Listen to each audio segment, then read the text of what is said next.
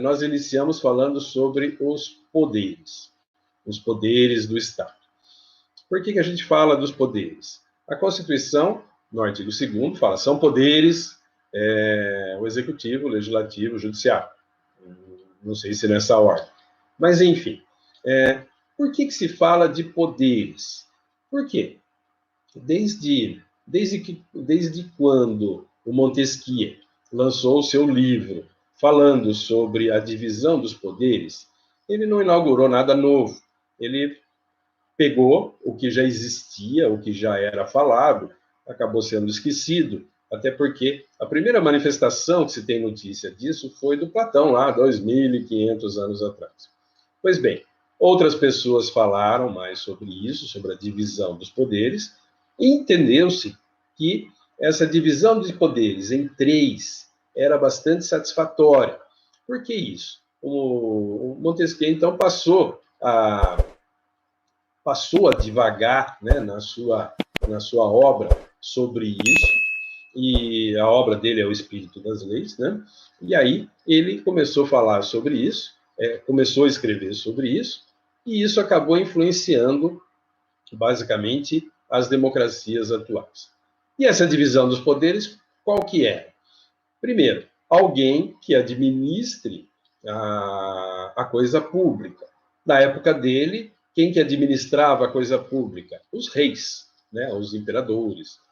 Aqueles países, a maioria dos países da Europa ainda eram regidos por reis, por monarquias. Que tivesse alguém, né, ou que tivesse um grupo de pessoas que expusesse a vontade popular por meio de representantes. Então, nós teríamos alguém, ou algumas pessoas, ou um grupo de pessoas, que estava representando a população. Até porque, já naquela época, assim como hoje, é natural que não dá para a gente reunir toda a população num determinado lugar e perguntar para a população o que ela acha. Mesmo em épocas agora como de internet, isso é bastante difícil.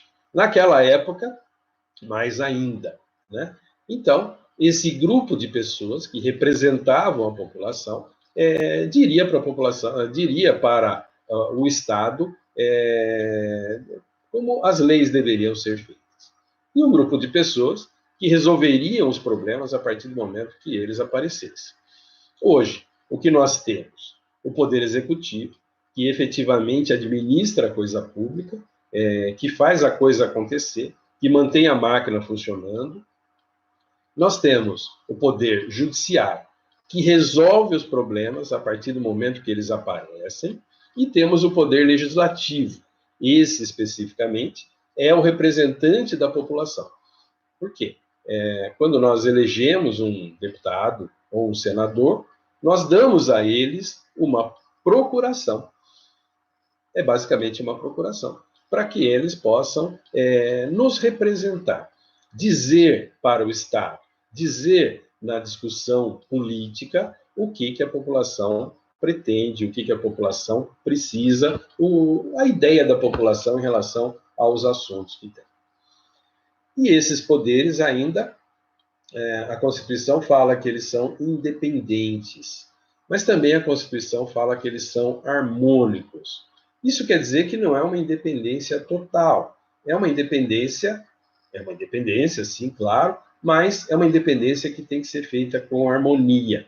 E a própria Constituição define algumas coisas, como, por exemplo, quem nomeia um ministro do Supremo Tribunal, que é o órgão máximo da jurisdição, é o presidente. Lógico, após a sabatina feita pelo Senado. Isso quer dizer, 2 poderes definem quem vai fazer parte de um terceiro poder.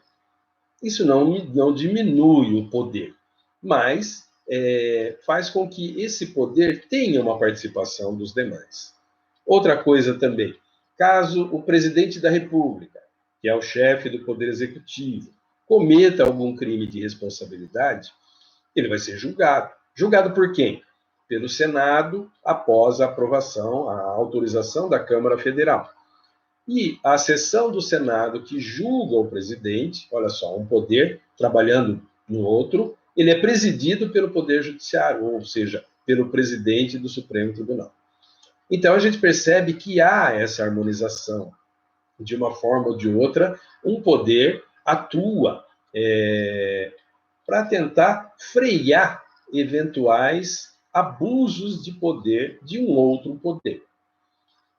Até o próprio Poder Judiciário, que não tinha, no texto original da Constituição, um órgão que fizesse o seu controle, foi criado um Conselho Nacional de Justiça, isso por uma emenda constitucional, e esse Conselho Nacional de Justiça é um órgão externo que faz o controle administrativo e disciplinar dos membros do Poder Judiciário. Isso está de acordo com a ideia do Montesquieu. Por quê? O Montesquieu criou uma frase no sentido de que, ou melhor, essa frase do Montesquieu fala de freios e contrapesos, de modo que cada poder tem algum tipo de freio contra os demais poderes, justamente para que houvesse o balanço, né, o balanceamento dos poderes. E o Montesquieu dizia que só um poder consegue frear o outro. Não é possível haver um freio de um poder por um outro órgão que não tenha poder. Então, a própria Constituição define que são os três poderes, e quando se fala de poderes, quer dizer que os três têm o mesmo nível de poder, a mesma situação de poder.